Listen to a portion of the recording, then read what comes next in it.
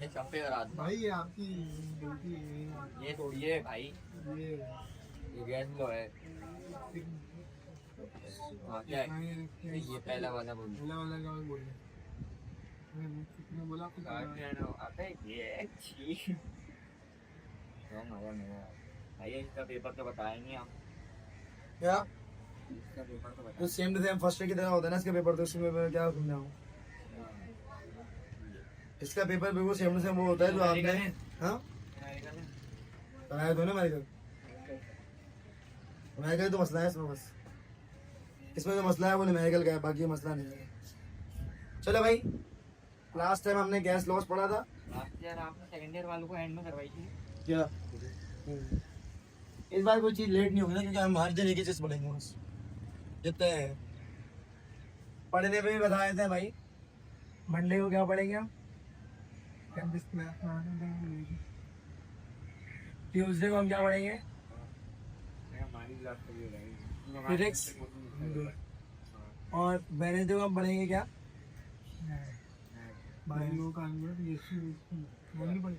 वो सब बताऊंगा मैं इंशाल्लाह, इस वीक से बता दूंगा भाई। आप हमें उर्दू का कुछ नहीं मिलना, हम भी पहले आपके बताएंगे बस। चलो ठीक है, देखते हैं ना। अच्छा, इसमें हमने जो चैप्टर पढ़ना है वो कौन सा था? एंड में याद हो गए वो एंड में होती चीजें। तो और ऐसे पकड़िए। चैप्टर नंबर कौन सा था भाई? आप नहीं बोले। बोलो भाई। एंड नंबर 15 है। बताइए। पार्ट 2 है इसमें। पार्ट 1 में हमने गैसेस लॉस तक पढ़ा था। अब ये नेक्स्ट आपका जो चीज़ें रह गई हैं वो सारी पार्ट 2 में आती हैं, मतलब जो चैप्टर का अगला पोर्शन है। मैंने जो लास्ट सवाल कराया था वो 69 ग्राम वाला न्यूमेरिकल कराया था। अब यहाँ पे लिखा हुआ है काइनेटिक थ्योरी ऑफ गैसेस। ये सब वही चीज़ें जो आप बचपन से पढ़ते हुए आ रहे हो, इसमें कोई चीज़ चेंज नहीं है, सही है ना। पहली बात तो देखो, काइनेटिक थ्योरी ऑफ गैसेस का मतलब क्या है। अगर यहाँ लिख रहा हूँ मैं काइनेटिक थ्योरी ऑफ गैसेस, ये तो बात हो गई गैसेस की बात है। और थ्योरी किसकी है भाई? गैसेस की। काइनेटिक, काइनेटिक का मतलब होता है मोशन का। तो काइनेटिक का फॉर्मूला क्या होता है? 2 मिनट दे रहा हूँ। 1/2 mv²। इसमें मास आ गया और वेलोसिटी आ गया, सही है। तो मोशन होगी तो है। अब सारे गैस के पार्टिकल्स कंटीन्यूअस मोशन में होते हैं, तो उस पर बात होती है इसमें। यहाँ लिखा हुआ है we discuss the properties of ideal gas by using such macroscopic variables such as pressure, volume and temperature. Such large-scale properties can be related to a description of macroscopic scale where matter is treated as collection of molecules. Now being by developing a macroscopic model of an ideal gas called kinetic theory of gases. क्या अभी तो आपने पढ़ लिया pressure, temperature, volume के बारे में, मगर अगर आप माइक्रोस्कोपिक लेवल पे जाओगे तब वहाँ जाके इन तीन की बात नहीं होती, बल्कि मॉलिक्यूल्स की बात होती है। अगर आप गैस को ट्रीट करो एज अ मॉलिक्यूल्स, मतलब गैस के मॉलिक्यूलर लेवल पे जाके बात करो, तो उसको बोलते हैं काइनेटिक थ्योरी ऑफ गैसेस। ठीक है, याद होगा मसला। यहाँ पर लिखा है basic posters of kinetic theory. पहला पॉइंट क्या कह रहे हैं? A gas contain a very large number of particles called molecules depending on the gas each molecule consist of an atom और ग्रुप ऑफ एटम। अब अगर मैं बात कर रहा हूँ पहले पॉइंट की अगर बात कर रहे हैं, तो पहले पॉइंट के अंदर कह रहे हैं गैस का एक सिलेंडर है। अब आप जो कोई बोले गैस के अंदर क्या चीज मौजूद है, तो आप बोलोगे गैस के अंदर क्या है भाई? इसमें तमाम के तमाम गैस के बहुत सारे छोटे छोटे पार्टिकल्स हैं। इन पार्टिकल्स को हम क्या कहते हैं? इसको हम कहते हैं मॉलिक्यूल्स। ठीक है, यह पहला पॉइंट कह रहा है, सही है। अगला पॉइंट कह रहा है finite volume of gas consist of very large number of molecules. This assumption is justified by experiment. At standard condition there are 3x-25 molecules per cubic metre. सही है। ये आ गया दूसरा पॉइंट। 3 मल्टीप्लाई बाय 10⁻25 मॉलिक्यूल्स, बोलो भाई, पर cubic, ऐसा ही है, बोलो। क्यूबिक मीटर लिखा है, सेंटीमीटर क्यूब नहीं। यही तो होगा ना, क्यूबिक मीटर होता है। तो क्यूबिक मीटर इसी को बोलेंगे भाई।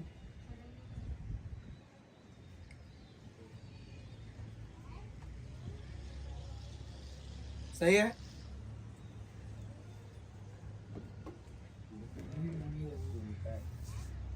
ये लिखो बताओ। मतलब कि 1 मीटर क्यूब के अंदर कितने मॉलिक्यूल्स हैं, 3 मल्टीप्लाई बाय 10 की पावर 25 मॉलिक्यूल्स। ठीक है, ये आपका हो गया सेकंड पॉइंट। थर्ड पॉइंट क्या कह रहा है, the size of the molecule is much smaller than the separation between the molecules, it is about 3 - 10 metre. जो साइज ऑफ द मॉलिक्यूल है ना वो बहुत छोटा है, सही है ना, is much smaller than the separation.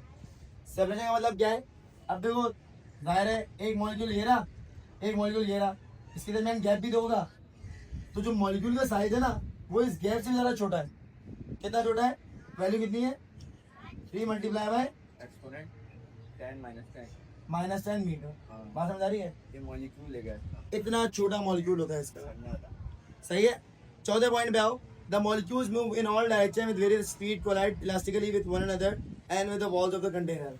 अब चौथे पॉइंट क्या कह रहा है, जिसमें कोलिजन होती है ना, कोलिजन वो होती है इलास्टिक। आपने 2 कोलिजन पढ़नी है हमेशा, एक होती है इलास्टिक, एक होती है इनइलास्टिक। इलास्टिक कौन सी होती है, बॉल टकराई है आपस में, बॉल टकराने के बाद आपसे पीछे जा रही है, इसको बोलते हैं इलास्टिक। अब गाड़ी आपस में टकरा गई तो उसको क्या बोलते हैं, इनइलास्टिक कोलिजन। तो गैस में हमेशा इलास्टिक कोलिजन होती है, और किससे होगी, या तो वो मॉलिक्यूल से टकराएगा या तो वो कंटेनर से टकराएगा। The molecule exert no force on another except during collision, in the absence of the external force they move freely in the straight line.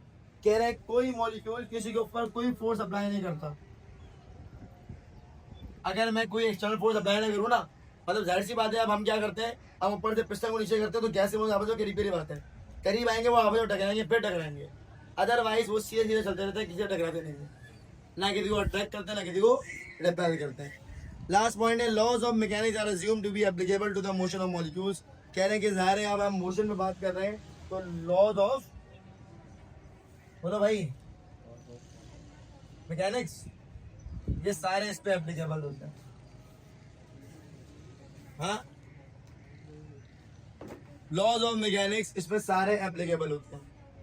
यहाँ तो कोई सवाल है तो पूछ लो, ठीक है। तो ये 5 पॉइंट थे जो आपको पता होने चाहिए। ये आपके जो है ना एक पेपर में इस तरह नहीं आएंगे कि इसको डिफाइन करो, 6 पॉइंट इसको ये नहीं होंगे कि इसको डिफाइन करो। इससे रिलेटेड कॉन्सेप्ट पेपर में एमसीक्यू में दे देते हैं या रिविजन दे सकते हैं। यहाँ तो मसला पूछो, मुझे उससे बात करो, बताओ। चलो भाई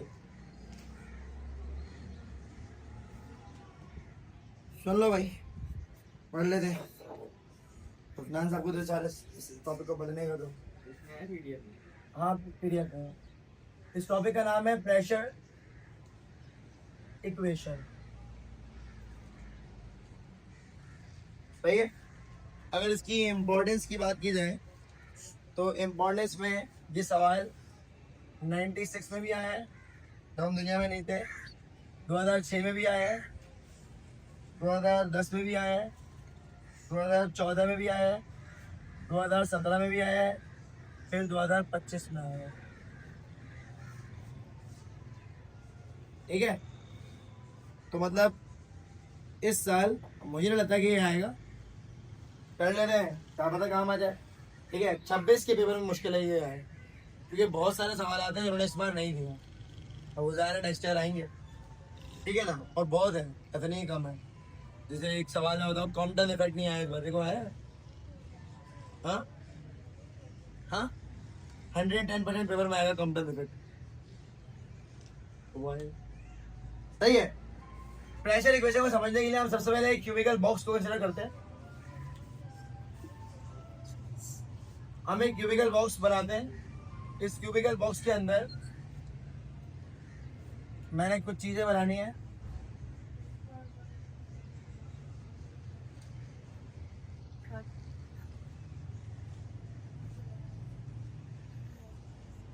सही है, यह आपका हो गया क्यूबिकल बॉक्स। इस क्यूबिकल बॉक्स के अंदर आपके पास 3 एक्सेस हैं।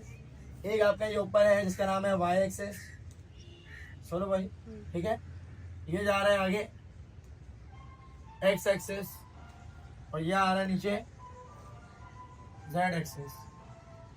यहाँ पर 3 एक्सेस मौजूद है, ठीक है। ये हमने क्यूबिकल बॉक्स को कंसिडर कर लिया। अगर मैं बॉक्स की बात करूँ, इस बॉक्स के अंदर हर जो साइड है वो कैपिटल एल लेंथ के बराबर है। हर साइड किसके बराबर है, लेंथ के बराबर है, मतलब एल के बराबर है, सही, जो लेंथ है हर साइड की उसको मैंने क्या ले लिया, एल ले लिया, ठीक है। इसके अलावा इस पूरे बॉक्स के अंदर बहुत सारे मॉलिक्यूल्स मौजूद हैं।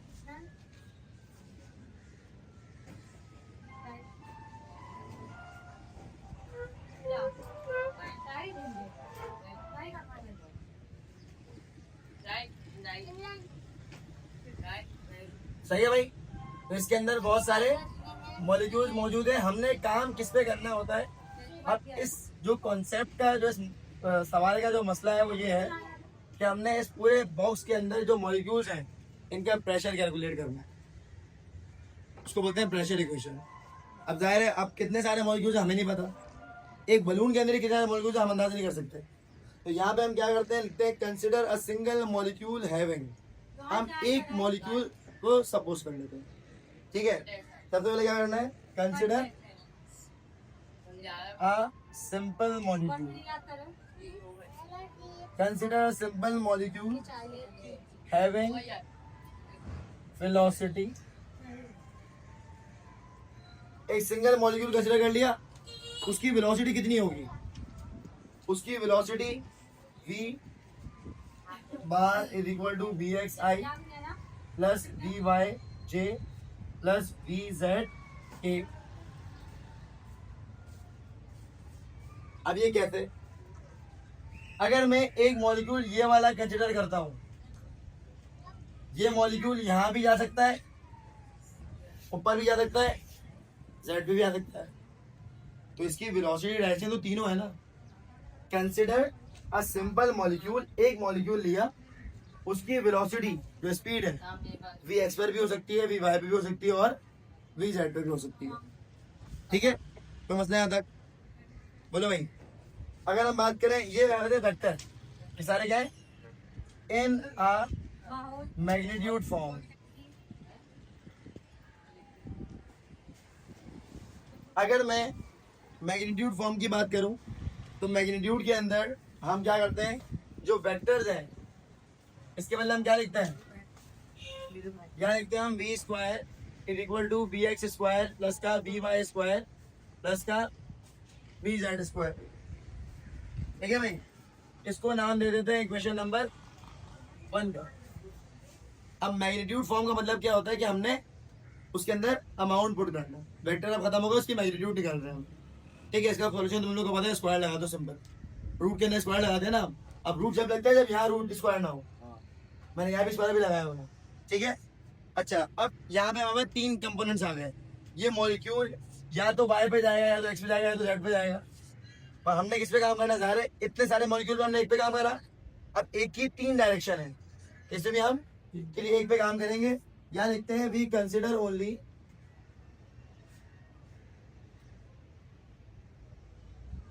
x component of velocity, for example vx। क्या सपोज कर लिया मैंने, vx। कोई मसला है तो बताओ। सही है भाई, सही है। सबसे पहला सवाल, सबसे पहली चीज इसमें हम निकालते हैं डेल पी।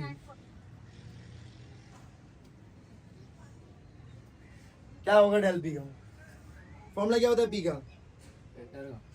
पी कहते हैं मोमेंटम को, हाँ एम वी।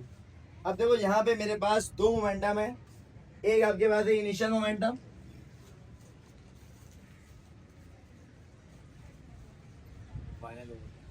और ये होता है फाइनल मोमेंटम। इनिशियल कौन सा होता है, पी आई, और फाइनल फॉर्मूला क्या हुआ इसका, एम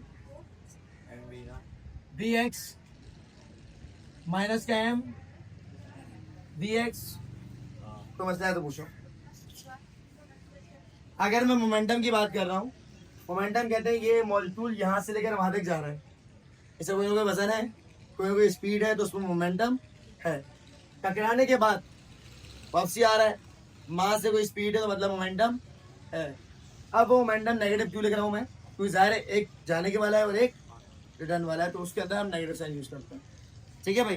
तो ये दो मोमेंटम हो गया, एक हो गया इनिशियल, हो गया फाइनल। अब हम निकालते हैं change in momentum.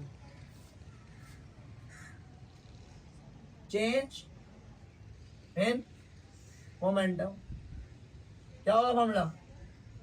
Del p is equal to p f minus का बी आई। पी एफ कितना है? माइनस का m b x. P i कितना है? माइनस का एम बी एक्स। आते कितना हो गया? माइनस का 2 एम बी एक्स। कोई मसला है तो पूछो भाई। नहीं, ये आ गया मेरे पास चेंज इन मोमेंटम। बोलो भाई। अब ये एक मॉलिक्यूल का आया है, हमने किस पे काम करना है? क्यूबिकल बॉक्स के अंदर। Change in momentum of the wall will be, change in momentum ये एक ऑफ द वॉल सॉल्व का है। ओ विल बी कितना होगा? ये पूरी सब वॉल्स का है नहीं, ये ऊपर वाला एक उसका है ना मॉलिक्यूल का। ये। हाँ, अब अगर एक उस पर ऐसा अप्लाई कर दो तो वॉल भी तो मोमेंटम अप्लाई करेगी। हाँ। तो उस पर कितना होगा मोमेंटम? वहां पर टकरा रहे तो वहां पे कितना होता है? वो होता है, अगर ये माइनस है जाते वाला तो वो कितना होगा? 2 एम बी। बात समझ आ रही है? एक मॉलिक्यूल जाके टकरा रहा है और एक मॉलिक्यूल, तो वो उसका क्या होगा? चेंज मोमेंटम कितना होगा? 2 एम बी एक्स। सबसे पहला काम मैंने डेल पी निकाला है इस सवाल में। इस सवाल का जो कॉन्सेप्ट था वो था प्रेशर इक्वेशन। प्रेशर इक्वेशन में प्रेशर आ गया। प्रेशर किसके बराबर होता है? एफ अपॉन ए। सही है, तो ये तो हमें लाना है। ये कैसे आएगा ये आगे देखते हैं। तो डेल पी निकाल लिया है। अगर मैं इसके अंदर डेल पी की बात कर रहा हूँ तो फोर्स का मामला होता है डेल पी अपॉन टी। अब मैंने डेल पी तो निकाल लिया, ये आ गया नीचे। अब क्या निकालना है मुझे? टाइम। अब मैं निकालूंगा टाइम, इसको बोलते हैं डेल टी। सही है, तो सवाल है यहाँ तक, आगे बढ़ जाओ। उसी में लिखा हुआ है time travel for 1 complete trip. अब ये फॉर 1 कंप्लीट ट्रिप, इतना सेंटेंस को बनाने की क्या जरूरत है? होता ये कि मॉलिक्यूल यहाँ से जा रहे हैं, हाँ। जहाँ तक टकराएगा, टकरा के वापसी आएगा यहाँ तक, तो यहाँ तक कंप्लीट ट्रिप होगा इसका। तो ये डबल डिस्टेंस कहलाता है। सही है। वैसे टाइम का फॉर्मूला क्या होगा? एक फॉर्मूला आप लोगों ने पढ़ा होगा, v is equal to s upon t. पढ़ा ही है। तो डेल टी किसके बराबर हो जाएगा? Del t is equal to s upon v. S upon, समझता है इसमें? एस किसके बराबर है इसमें? नहीं, एस बराबर है डिस्टेंस के। डिस्टेंस यहाँ पे कितना है? वैसे तो लेंथ इसकी एल है, मगर आना जाना कितना हो गया? 2L। यहाँ ऊपर कितना हो जाएगा? और नीचे वी एक्स। बात समझ आ रही है? ये निकल गया टाइम। सिंपल। अब मुझे नेक्स्ट टाइम में क्या निकालना पड़ेगा? फोर्स। क्यों? फोर्स का फॉर्मूला क्या होता है? F upon A, sorry del P upon T हो। ये वाला निकाल एम ए वाले से ही किया। हाँ नहीं, एम एस क्यों निकालना है? क्योंकि ज़ाहिर है हमें वेलोसिटी नहीं पता तो हम एक्सेलरेशन नहीं कैसे निकालनी है। और पहली बात तो हमें मास भी नहीं पता। बोलो भाई, यहाँ तो कोई सवाल है? अब पहला स्टेप आपका था, आपने डेल पी निकालना है। दूसरा स्टेप आपने डेल टी निकालना है। तीसरे स्टेप के अंदर आपने क्या निकालना है? AP upon t. Now force will be कितना हो गया? F is equal to del P upon del t. Del p कितना है? Del p 2 m v x. Del t कितना है? 2L upon we x. क्या बात है, वी एक्स कैंसिल कर दिया उन्होंने। 2 से 2 cancel. F is equal to v x ऊपर आएगा, एम वी एक्स के ऊपर स्क्वायर और नीचे एल। यहाँ तो कोई मसला है तो पूछ लो। सही है। यहाँ आप एक सेंटेंस लिखते हो, the total force of all n molecules. अब देखो यहाँ कहानी देखो सब पर आ रही है। यहाँ तक हमने एक की बात करी, अब मैं सब मॉलिक्यूल्स की बात कर रहा हूँ। Total force of all n molecules कितनी होगी सब पे फोर्स? टोटल फोर्स का फॉर्मूला होगा एफ। एक मॉलिक्यूल पे F1 होगी, दूसरे पे F2 होगी, तीसरे पे चलते Fn। सही है, ये टोटल फोर्स। तो F is equal to F1 का फॉर्मूला क्या होगा, mv1 x के ऊपर स्क्वायर नीचे l, वेलोसिटी तो 1 होगी ना, मास तो तमाम मॉलिक्यूल का कांस्टेंट होता है। स्पीड क्या पता, जो यहाँ पे घूम रहे हैं उनकी स्पीड कम हो, जो यहाँ पे घूम रहे हैं उसकी स्पीड ज्यादा हो। बात समझ आ रही है, ये तो कॉर्नर्स बना है ना, इनकी स्पीड कम होगी तो v1 आएगा, और लेंथ भी सबकी सेम है, तो ये बॉक्स की साइज है वो सबका सेम है। अब यहाँ सेकंड वाले पे क्या होगा, mv2 x के ऊपर स्क्वायर नीचे क्या आ जाएगा, और mv3 x के ऊपर स्क्वायर नीचे क्या आ जाएगा l। बोलो भाई, यहाँ तो कोई मसला है तो पूछ लो यार। और एक लास्ट एक और भी लिख लो, mv यहाँ आगे लिखिए, यहाँ कितना होगा, mv n x के ऊपर स्क्वायर नीचे क्या आएगा l। यहाँ तो कोई मसला है तो पूछ लो।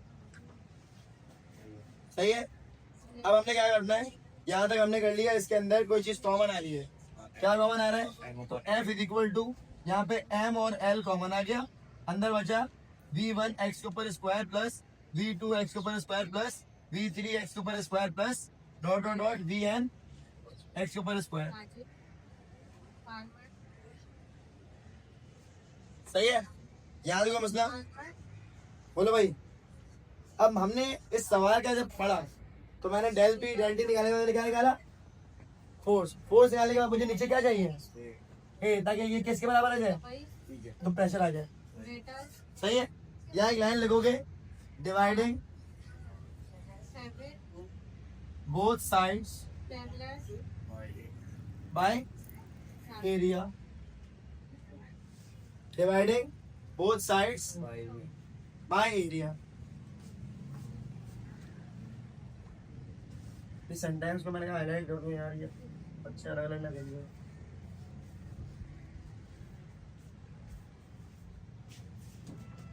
सही है, अब कितना होगा, यहाँ हो जाएगा F अपॉन ए, और यहाँ हो जाएगा M अपॉन ए एल, और यहाँ हो जाएगा v1 x के ऊपर स्क्वायर प्लस v2 x के ऊपर स्क्वायर प्लस v3 x के ऊपर स्क्वायर प्लस vn x के ऊपर स्क्वायर।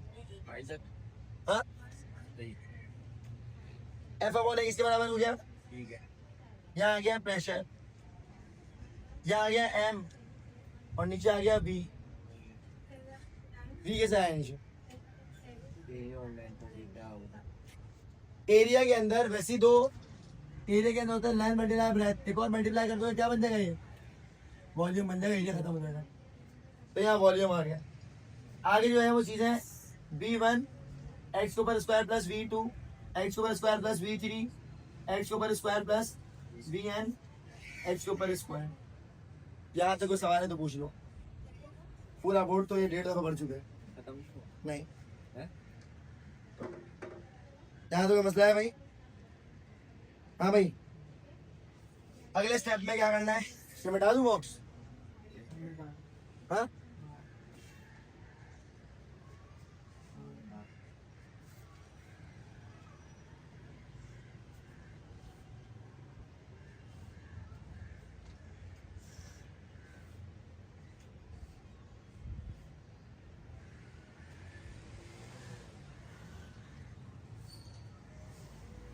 सुनो भाई, अब क्या होगा,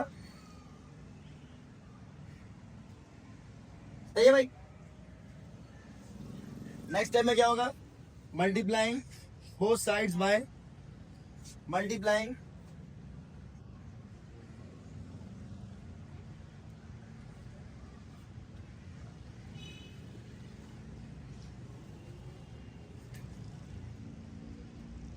multiplying and dividing right hand side by n। अब इस n का क्या है मसला, ये क्यों आ रहा है, ये आपको बात समझनी पड़ेगी। सही है ना, अगर मैं दोनों तरफ मल्टीप्लाई और डिवाइड कर रहा हूँ, क्यों कर रहा हूँ, उसका रीज़न ये है कि मुझे नहीं पता कि कितने नंबर ऑफ मॉलिक्यूल्स हैं, तो मुझे उसको भी तो ऐड करना पड़ेगा।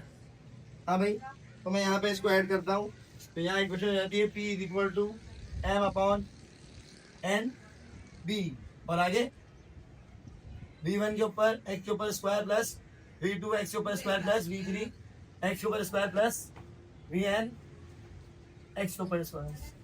दोनों साइड सही है भाई, यहाँ तो कोई मसला है तो पूछ लो। क्या गलती कर दी हमने? ऊपर भी आएगा एन, ये नीचे वाला एन यहाँ नहीं आता, ये इसके नीचे आता है। सही है, यहाँ पर हो गया एन एम अपॉन वी, और वहाँ हो गया v1 एक्स ऊपर स्क्वायर प्लस v2 एक्स ऊपर स्क्वायर, v3 और vn नीचे क्या आ गया, नंबर ऑफ मॉलिक्यूल्स। ये बात समझ आ गई, यहाँ तक कोई मसला है?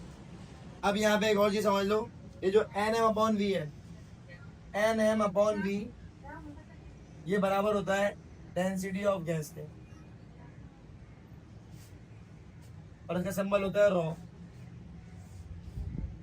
सही है, एन अपॉन वी किसके बराबर है, डेंसिटी ऑफ गैस के, उसके सिंबल क्या है, रॉ। इसके अलावा एक और चीज समझो, देखो ऊपर मैं सारी वेलोसिटी को रख रहा हूँ और नीचे नंबर ऑफ मॉलिक्यूल्स को, समझना, ऊपर मैं सारी वेलोसिटी को रख रहा हूँ और नीचे नंबर ऑफ मॉलिक्यूल्स को। अगर मैं मीन करता हूँ तो मैंने ऊपर नंबर सारी प्लस करते, नीचे नंबर ऑफ वो लिखते हैं कितने आइटम्स है। तो ये किसके बराबर हो गया, अगर मैं v1 एक्स के ऊपर स्क्वायर प्लस v2 एक्स के ऊपर स्क्वायर प्लस v3 एक्स के ऊपर स्क्वायर चलते आगे vn एक्स के ऊपर स्क्वायर, और जितने नंबर है नीचे n से डिवाइड कर दूं, तो ये क्या बन जाएगा, ये बन जाएगा मेरा मीन। बात समझ आ रही है नहीं आ रही? हाँ, बन जाएगा नहीं बन जाएगा? अगर ये मीन बन गया तो आप इक्वेशन हो गई p equal to n upon v के बदले क्या आ गया, रॉ, और उसके बदले क्या आ गया, कोई मसला है तो पूछ लो। बोलो भाई, प्रेशर इक्वेशन का जो फॉर्मूला होता है वो होता है P equal to 1/3 rho v square.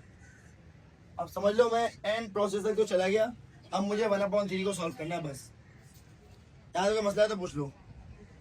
सही है भाई, एक इक्वेशन नंबर 1 हमने पहले सपोज की थी, यहाँ पर इसको नाम दे दिया हमने इक्वेशन नंबर 2 का। क्लियर है? सही है, आगे क्या होगा, all three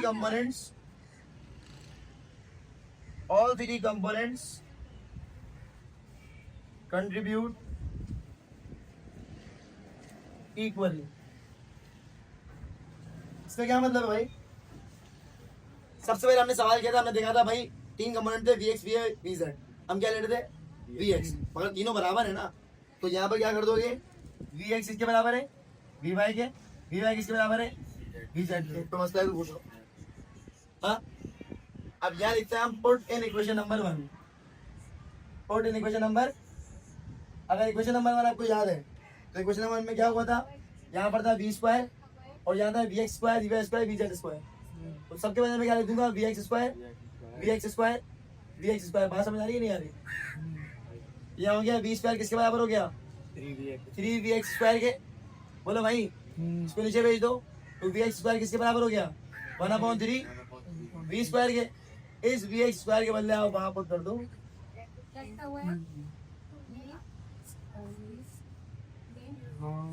अच्छा, ये स्क्वायर को जब फिट कर दे तो आएगा 1/3 स्क्वायर। अब ये जो वैल्यू है put vx square in equation number 2। Equation number 2 कौन सी है, ये रही। तो यहाँ हो जाएगा p इक्वल टू 1/3, ये रहा रॉ और ये रहा v स्क्वायर। इसको बोलते हैं प्रेशर इक्वेशन जी।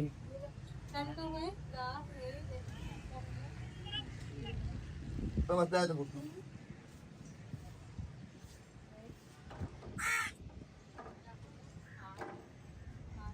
सिंपल से स्टेप फॉलो करना है हमने। सबसे पहला स्टेप होगा हमारा कि हमने निकालना है डेल पी, सेकंड स्टेप होगा हमने निकालना है डेल टी, थर्ड स्टेप होगा हमने निकालना है फोर्स, फिर हमने निकालना है प्रेशर, फिर हमने निकालना है डेंसिटी और वी एक्स स्क्वायर निकालना है।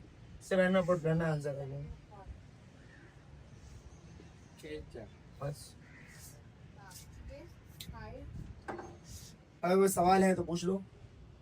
यहाँ तक आपको ये सब चीज़ें आनी चाहिए और ये मुझे लगता है पेपर में आएगा इस साल।